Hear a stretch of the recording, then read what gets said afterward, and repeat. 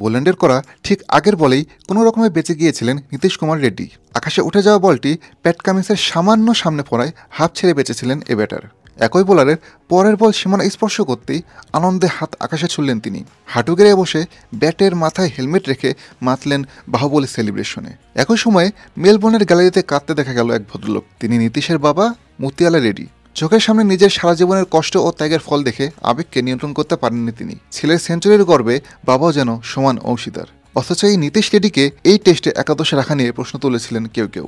এই সিরিজে ব্যাট হাতে ভালো শুরু করলেও বড় রান পাচ্ছিলেন না। তবে মেলবোর্নে এসে যেন নিজের আসল চেহারা দেখালেন নীতিশ। টেস্ট ক্যারিয়ারের প্রথম সেঞ্চুরিতে তিনি উঠে এসেছেন আলোচনায়। তবে এই জায়গায় পৌঁছাতে অনেক লড়াই করেছে নীতিশ। লড়াই করেছেন তার পিতা মতিয়ালা রেড্ডিও। 15 কোটি টাকা লোভ ছেড়েছেন তারা। আর কিশোর বয়সে মাসে মাসে পাওয়া 15,000 টাকাই তাকে করে তুলেছে তারকা। নীতিশের বয়স যখন 12 বছর, তখন তাকে ভারতের সাবেক ক্রিকেটার ও সাবেক জাতীয় নির্বাচক MSK প্রসাদের কাছে নিয়ে যান মতিয়ালা। নীতিশকে পরীক্ষা করে দেখেছিলেন প্রসাদ। নেটে তার ব্যাটিং বোলিং দেখে মুগ্ধ হন তিনি। তখনই অন্ধ্রপ্রদেশ ক্রিকেট অ্যাসোসিয়েশনের সঙ্গে কথা বলেন প্রসাদ। অ্যাসোসিয়েশন ঠিক করে প্রতি মাসে 15,000 টাকা খরচ করা হবে নীতিশের পেছনে। তার খেলাধুলা ও পড়াশোনার জন্য সেই টাকা বরাদ্দ হয়েছিল। আর সেই 15,000 টাকাই বদলে দিয়েছে তার ক্যারিয়ার। নীতিশ প্রথম আলোচনায় উঠে আসেন 2017-18 বিজয় মার্চেন্ট ট্রফিতে। সেখানে অন্ধ্রপ্রদেশের হয়ে ট্রিপল সেঞ্চুরি করেন তিনি। পুরো টুর্নামেন্টে 176.41 গড়ে 1237 রান করেন নীতিশ, যে রেকর্ড এখনও কেউ ভাঙতে পারেনি।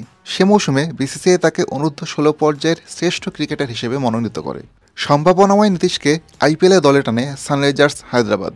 2023 সালে তেমন কিছু করতে না পারলেও 2024-এ 64 ও 76 রানের দুটি ম্যাচ জয়ী ইনিংস খেলেন তিনি, যা হায়দ্রাবাদকে প্লে অফে নিতে বড় ভূমিকা রাখে। এরপরই তিনি ডাক পান ভারতের জাতীয় দলে। আর পরের গল্পটা শুধুই এগিয়ে যাওয়ার। প্রশ্ন আসতে পারে, নীতিশ তাহলে 15 কোটি টাকা লোভ ছাড়লেন কোথায়? মূলত গতবার আইপিএলে ভালো খেলায় এবার নীতিশকে নিতে আগ্রহ দেখিয়েছিল অনেক দল। শেষ পর্যন্ত 6 কোটি টাকায় তাকে ধরে রাখে সানরাইজার্স হায়দ্রাবাদ। নিজের রাজ্য দলের হয়ে খেলবেন বলে ঠিক করেছিলেন তিনি। আর এ কারণেই ছেড়ে দেন 15 কোটির লোভ। এ বিষয়টি জানিয়েছেন নীতিশের বাবা মতিয়ালা। তিনি বলেন, আইপিএলের একাধিক দল নীতিশকে পেতে চেয়েছিল।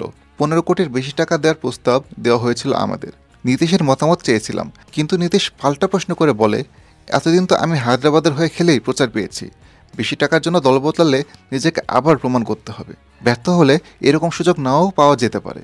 হায়দ্রাবাদের হয়ে 2টো ম্যাচ খারাপ খেললেও দল পাশে থাকবে। অথচ ছোটবেলায় ক্রিকেটার নন, অভিনেতা হতে চেয়েছিলেন নীতিশ। তবে তার বাবা চাইতেন ছেলে হোক ক্রিকেটার। দেশের হয়ে খেলেও যে নায়ক সুলভ জীবনযাপন করা যায়, সেটাই ছেলেকে বুঝিয়েছিলেন তিনি। পিতার দেখানো সেই পথে হেঁটেই ভারতীয় টেস্ট দলে নীতিশ।